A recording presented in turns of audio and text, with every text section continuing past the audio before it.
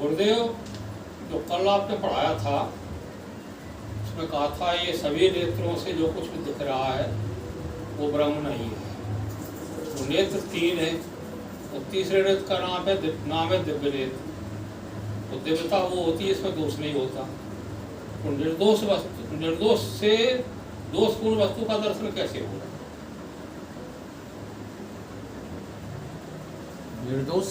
निर्दोष से दोष युक्त वस्तु दिखेगी क्या?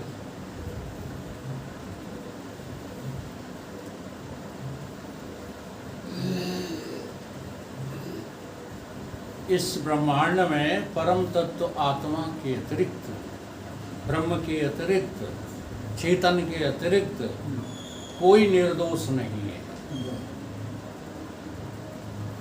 ठीक है। अब जो निर्दोष तत्व है उसके पास नजर ही नहीं है। दोष देखने तो वो दोष देखेगा ही क्यों? वो जहां भी देखेगा तो वहां गुण ही देखेगा, दोष देखेगा ही नहीं। इसलिए गोस्वामी जी की वो दोहा बार बार जो है हम रिपीट करते हैं, जड़ चेतन, उस दोहे को आप जो है ग्रहण कर ही नहीं रहे। कितनी बार व्याख्या कर चुके हम, लेकिन उस दोहे पर नजर नहीं आपकी। वहां क्या कहा गया? जड़ चेतन। ध्यान कर रखो, गुण दोषमय। क्या कहा जा रहा है? गुण कहा जा रहा है चेतन को, दोष कहा जा रहा है जड़ को। ये है अर्थ उसका, जड़ चेतन गुण दोषमय। अब ये जो क्या हो गया है, मिश्रित हो गया है। क्या मिश्रित हो गया है? विश्वकीन कर्ता, जिसको आप ईश्वर कहते हो, करने वाला कहते हो, उसने ये संसार तुम्हें कैसा दे दिया है? मिक्सचर करके दे दिया है, मिश्रित करके दे दिया है। विश्वकीन करता, देखो वो ईश्वर तुम्हें कितना चाहता है। अब कह रहे हैं कि हमारा जो है मित्र वो ये है जो संत हो जाए। संत अंश, कहीं कौन है संत? जो गुण गहे, किसको ग्रहण करे? काय का गुण, फिर अर्थ नहीं कर पा रहे। काय का विवेक, सीधी सी बात नहीं समझ में आती। जो चेतन तत्व को ही सर्वत्र अपनी में करके देख लेता है, गुण गहे परिहरिवार विका, तो जड़ता फिर रहती ही नहीं है। इसलिए निर्दोष तत्व में कभी दोष देखने की क्षमता ही नहीं रहती। अब तुम्हें ऐसा लगता है जैसे वो बहुत कमजोर हो गया है, तुम बहुत बलवान हो जो दोष देखते रहते हो, ऐसा ही तो लगता है। जबकि ऐसा नहीं है, जो वो है वही तुम हो। सबसे बड़ी ईश्वर की कृपा यही है आपके ऊपर कि आपको ऐसे स्थान पर लाकर ईश्वर ने खड़ा कर दिया है जहां तुम ईश्वरत्व का साक्षात्कार करने में सक्षम हो। और कोई प्राणी इस संसार में इस बात को सोच भी नहीं सकता। कहने की तो बात अलग है, 84 लाख योनियों में कोई है जो इस बात को सोच सके कि हम चेतन हैं, बाकी जड़ मिथ्या है? कोई सोच ही नहीं सकता। इसलिए जो आपका प्रश्न खड़ा हुआ है वो आपको द्वैत भावना से खड़ा हुआ है कि अब हमें दोष देखना है। तो चेतन होकर के दोष देखने की आवश्यकता रह गई है? आवश्यकता नहीं। फिर क्यों दोष देखना है? दोष नाम की, जड़ नाम की कोई वस्तु है ही नहीं। किसकी दृष्टि में? किसकी दृष्टि में? जिसने चेतन तत्व को अपनी मैं करके जान लिया है। अब ये जो है शंकाएं बार बार खड़ी होती हैं कि वो चेतन तत्व, वो ब्रह्म तत्व मैं हो ही नहीं सकता हूँ। ये शंका है कि समाधान है? अब इसको जो है समाधान बनाओ। तुम चेतन तत्व के अलावा और कोई दूसरे जीव तत्व नाम की चीज हो ही नहीं। जीव तुम जो है बेबसी में बने हुए हो। जैसे अभी अभी चर्चा चल रही थी, परवश जीव। अच्छा, ये पर क्या होता है? व्यक्ति के बस में, गुणों के बस में है जी। पर क्या होता है? पर माने व्याख्याएं न करो, विश्वास करो गुरु की बात पर। व्याख्याएं कर करके, शास्त्रों को चाट चाट करके तो यही हाल हो गया है जो अभी श्लोक बोल गए भाई साहब। हाँ, वदन्ति शास्त्राण भजन्ति देवतान, जने क्या क्या करते रहो, कुछ बनने वाला नहीं है। केवल जो है पहले विश्वास कर लो गुरुवाणी का, और उसी वाणी के आधार पर अपने को जानने की कोशिश करो। तुम चेतन तत्व हो, जड़ तत्व नाम की चीज तुम्हारे में है नहीं। ये तुम ही सोच सकते हो, कोई और नहीं सोच पाएगा। कोई सोच लेगा? तो अब हम यहाँ शब्द जब पर आया तो तुम क्यों जो है तमाम शब्दों को रटने लगे? माया, प्रकृति, अविद्या, अमुक अमुक, ये व्याख्याएं सीख सीख के करोगे क्या? पर का सीधा अर्थ दूसरा कोई है नहीं। पर माने दूसरा। अब दूसरा कोई है नहीं, वो तुम्हें लग रहा है कि कोई दूसरा है कोई, तो तुम किसके बस में हो गए? दूसरे के बस में। परवश जीव बन गई थी। और सुबस भगवंता, सुबस का अर्थ क्या लगाओगे? ईश्वर के बस में हो गए हैं, या किसी अन्य सत्ता के बस में हो गए। सुबस का ये अर्थ नहीं है। सुबस का अर्थ ये है कि स्वयं चेतन आत्मा ब्रह्म के अतिरिक्त मैं और कुछ भी हूं नहीं। ये इस जो है वेदांत विद्या को दमदारी के साथ कहने वाले आज महात्मा भी रहे नहीं संसार में। जी हाँ, इसलिए लोगों के पल्ले नहीं पड़ती है। बड़े बड़े विद्वान जिनको वेदांत कंठस्थ रटा पड़ा है, व्याख्याएं कर लेते हैं। खड़ंगाद वेदो मुखे शास्त्र विद्या कवित्वाद गद्धम सुपद्धम करती मनुष्येन लग्नम गुरुरंध पद में तथा किम तथा किम तथा किम तथा। अहंकार गुरु स्वीकार नहीं करने देता, जो बात अभी भाई साहब कह रहे हो। हाँ, बने रहोगे तो गुरु, केवल कहने भर को है तुम गुरु। काहे के गुरु? हम रोज उस बात को समझाते हैं, काऊ की समझ में नहीं आता है? थोड़ा सा अपने अहंकार पे नजर तो रखो। हम इतने अहंकृत क्यों बने रहते हैं? अहंकार का मतलब ही है दूसरा। अहंकार का मतलब और कुछ नहीं है, कोई दूसरा। दूसरे हो, गुरु कोई दूसरा है, तुमसे अलग है। अच्छा, एक बात बताओ, तुम्हें भूख लग रही है तो गुरु को नहीं लग रही। ये गुरु का चेला था जो मृत हो गया था। अब लोगों ने कहा कि यमराज प्राण मांग, वो आहुति मांग रहे हैं, बलि मांग रहे हैं, कोई दे दो। तो बच्चे को गुरु ने कहा हम जिंदा कर दें। सबसे पूछा गया, बाप से पूछा गया, बाप ने कहा कि हमें तो अभी कन्या का विवाह करना है। माता जी से पूछा गया, हमने कि जे दोनों जिंदा तो हम नहीं मरने के लिए तैयार। बहन से पूछा गया, उन्हें हमें क्या लेना देना। मित्र से पूछा गया, नहीं, ऐसे तमाम मित्र मिलते हैं, कोई तैयार नहीं हुआ। तो गुरुजी बोले कि अब कोई बलि नहीं दे रहा है तो हम ही दिए देते हैं। तो सब एक साथ बोल पड़े, हाँ गुरु होते ही परोपकार के लिए है। वही हालत चल रही है, देखो, बुरा नहीं मानना, वही चल रही है। यहाँ बैठने के लिए दिन भर केवल गुरु होते हैं, हमें तो अपने अपने काम करने जाना है। इस अहंकार को मारना सीखो पहले।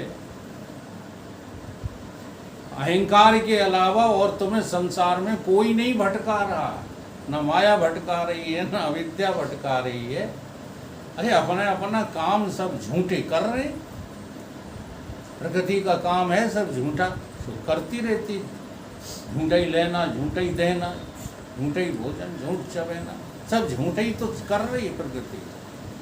सुलाती प्रकृति है, जगाती प्रकृति है, बढ़ाती प्रकृति है, बूढ़ा प्रकृति करती है, मारती प्रकृति, सब प्रकृति में चल रहा है। और तुम कौन हो? है इतना ही ख्याल नहीं आ रहा वस्तु में। सारा काम प्रकृति का है। प्रकृति माने झूठा, प्रकृति माने माया। अब तुम क्या कर रहे हो बता दो?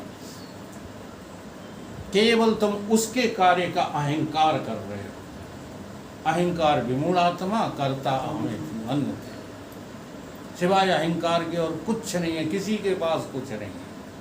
सारा संसार इसी अहंकार में बेचारा डूब डूब के मरा जा रहा है। केवल समझना भर है कि ये अहंकार उसी का है जिसे हम ढूंढते फिर रहे हैं, ये किसी और का है ही नहीं। इसलिए जिसकी चीज उसको दे दो, फिर गुण ही गुण रह जाएगा, दोष रहने का कोई स्थान ही नहीं। केवल समझाने मात्र के लिए विभाजन किया जाता है। अच्छा, ज्ञान डायरेक्ट भी हो सकता है। डायरेक्ट होने में क्या तकलीफ है बताओ? गुरु ने कह दिया कि तुम ब्रह्म हो, तुम स्वीकार कर लो कि हाँ हम ब्रह्म हैं। लेकिन गुरु जी कहते नहीं, काम नहीं चलेगा। और ये मैं बनावटी बात नहीं कह रहा हूँ, ये उपनिषदों में कथा आई है विरोचन और इंद्र की। गुरुजी के पास गए, गुरुजी ने पहले ही शब्द कहा तुम ब्रह्म हो। दोनों सुनकर के ये मंत्र चले आए। इंद्र विचार करने लगा। जो विचारक होते हैं, जो मनुष्य होते हैं, वो हर बात पर सोचते हैं। सोचने के बाद फिर उसका मनन करते हैं, फिर उसका मंथन करते हैं, तब कहीं जाकर के परिणाम की बात कहते। और जो वैसे ही होते अविवेकी, उन्हें सोचने की जरूरत ही नहीं। हम ब्रह्म हैं, गुरु ने कह दिया। अब ब्रह्म ज्ञान में नार नर करें न दूसर बात। तो विरोचन को क्या लगा कि गुरु ने कह दिया, गुरु आज्ञा का पालन करना सबसे बड़ा कर्तव्य है, और हम ब्रह्म हैं, अब हमें कौन लगता है? एक ही बार में ब्रह्म हो गए। और इंद्र विचार करने लगा, तो बार बार पूछने जाता है, बार बार समझ पाने के लिए जो है कोशिश करता है, बार बार गुरु को नतमस्तक होता है। जब तक जो है ठीक से बात समझ में नहीं आ जाती है, गुरु की शरण नहीं छोड़ता, और असल बात उसको पकड़ में आ जाती है। और विरोचन आज तक नहीं समझ पाए, उन्हीं की हम संतान हैं। हम लोग किसकी संतान हैं? हम जबरदस्ती नहीं कहलवा रहे। तो बोलो। विश्वास तो होगा, तो विरोचन को विश्वास फला नहीं का नहीं हुआ, इसको विश्वास थोड़ी कहते हैं। और वहीं आकर गाड़ी अटक गई कि नहीं अटक गई? तुम्हें विश्वास किस पर हो गया? जो तुम्हारे भीतर भरा पड़ा है, उस पर तो तुम बड़े आसानी से विश्वास कर लेते हो। और उसी का तो लाभ, ये जितने कथाकारक कथावाचक हैं, उसी विश्वास का तो लाभ उठा रहे हैं। तुम किस पर विश्वास कर लेते हो? जो तुम्हारे मन में बसी है। गुरु ने कहा, देखो बहुत सरल बात है। गुरु जी ने कहा दो लोगों से कि तुमको परमात्मा जरूर मिलेगा। एक दोनों से कहा। अब एक ने जो है विश्वास, दोनों ने विश्वास किया गुरु की बात का, और एक ने विश्वास किया कि हमें परमात्मा कहीं अलग मिलेगा, क्योंकि उसके मन में पहले से भरी पड़ी थी। परमात्मा हमें कहाँ मिलेगा? कहीं भोग करने में मिलेगा, तो भोगों में लग गया। और दूसरे को ये विश्वास था कि परमात्मा हम ही में मिलेगा, तो वो योग में लग गया। तो विश्वास की दो शाखाएं बट गई कि नहीं बट गई? और तुम कहाँ विश्वास किए बैठे हो? विश्वासम फलम दायकम, इसका उल्लंघन नहीं है शास्त्रों में, लेकिन तुम करोगे वही विश्वास जो तुम्हारे दिल में पहले से भरा पड़ा है। वहाँ से अन्यत्र तुम विश्वास कर ही नहीं पाओगे। समझ में आ रही बात? हाँ जी। तो विरोचन का विश्वास गलत था और इंद्र ने उस विश्वास को तोड़ करके अगले विश्वास की तरफ किया। हमें गुरु से जो है पूछने पर, गुरु के प्रति सेवा भाव व्यक्त करने से ही आगे गाड़ी चलेगी। तो इंद्र का जो है कल्याण हुआ और विरोचन का आज तक कल्याण नहीं हो पाया। और ये विरोचन संप्रदाय ही है जिसने आज धर्म को अधर्म बना दिया है, ये और कोई थोड़ी है। इसलिए उस परम तत्व में दोष नाम मात्र को नहीं होता। जो 100% प्योरीफाई होता है, निर्दोष होता है, वो कभी किसी में दोष देखा ही नहीं सकता है। अगर उसका आचरण में कहीं किसी को थोड़ा बहुत शंका हो जाती है, देखो शंकाएं तो हुई हैं। एक शंका हम बड़ी विचित्र बताएं, जिसको 24 घंटे अपनी पीठ पर ढोते थे गरुण जी महाराज, ढोते थे कि नहीं? विष्णु का वाहक है, वाहन है गरुण जी, ठीक है। जब विष्णु ने अवतार लिया राम का, तो नाग फांस में बंध गए। अब उनकी नाग फांस कोई नहीं जो हटा पा रहा था। गरुण जी पहुंचे देवताओं के अनुग्रह करने पर, तो उनकी नाग फांस काटी। तो काटी, जब नाग फांस कट चुकी तब देवताओं ने उनकी क्या की? स्तुति की, इनकी राम भगवान की। अबे नाक सकोड़े, देख लो कौन है, कौन है ये गरुण? पूजा भाई भेजे यदि इनकी ले गई। अरे नहीं, ये नहीं कह रहा हूं मैं, उनका पक्का जो है सेवक था। जी हाँ, लेकिन अहंकार जहाँ हो गया तहाँ सेवा भाव गया, काम से कि नहीं चला गया। अब गरुण जी शंका कर रहे हैं कि ये कैसे ब्रह्म हो सकते हैं, अभी नाग फांस में बंधे पड़े थे। तो निर्दोष में दोष किसको दिखता है? जो स्वयं दोषी होता है। इसलिए दो चीजें हैं, एक अहंकार वाली में है। अधिकांश लोग ये प्रचार करते हैं वेदांत के खिलाफ, वेदांत के खिलाफ ये प्रचार हो रहे हैं आज कि मैं करके परमात्मा हो ही नहीं सकता। अगर तुम मैं करके परमात्मा को देखोगे तो अहंकारी हो जाओगे। अहंकार का नाम मैं होता है, मैं नाम परमात्मा का हो ही नहीं सकता। जबकि चारों वेद एक साथ मिलकर के कह रहे हैं कि मैं के अतिरिक्त कोई दूसरा परमात्मा हो ही नहीं सकता है। अब देखो दोष किस में है? तो अहंकार में दोष होता है। अहंकार कभी निर्दोष हो ही नहीं सकता। इसलिए हमें सारी साधना अहंकार को मिटाने की करना है। अहंकार बढ़ाने की साधनाएं तो बहुत हो रही हैं। हम जान गए, ये भी अहंकार है। हम जान गए, अलग से तुम क्या जान गए? अहंकार ही तो पोषण कर रहे हो, ठीक है। ऐसे ही जो है सेवा भाव में रति हमारी क्यों नहीं हो पा रही है? इसीलिए नहीं हो पा रही कि अहंकार आड़े आ जाता है। ये नहीं उठा सकते फर्श, हम ही उठाएं क्यों, है ना। और ये इनके तो दांत कमजोर हैं, ये धीरे धीरे खाते हैं, तब तक तो हमारी दुकान मकान सब लुट जाएगा।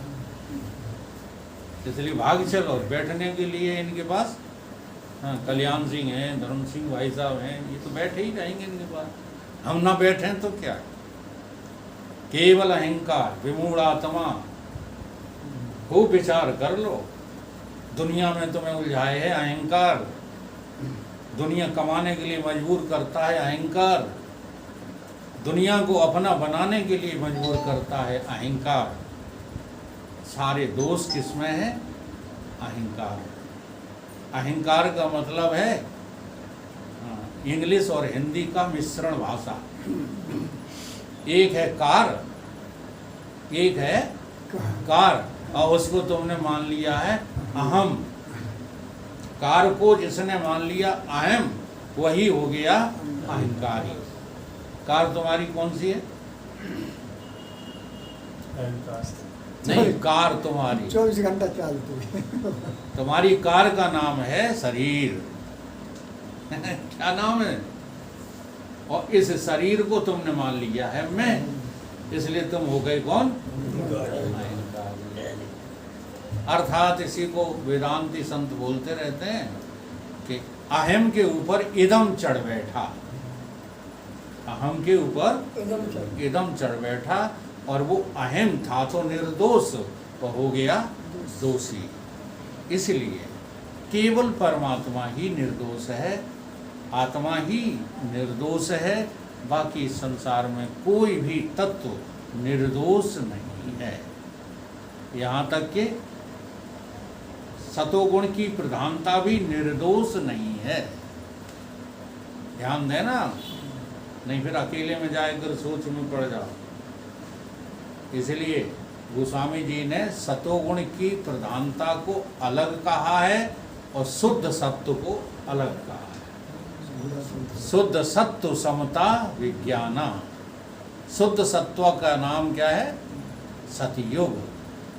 शुद्ध सत्व, शुद्ध सत्व केवल सत्य तत्व का ही नाम है, और कोई शुद्ध तत्व होता नहीं है। शुद्ध सत्व माने शुद्ध तत्व।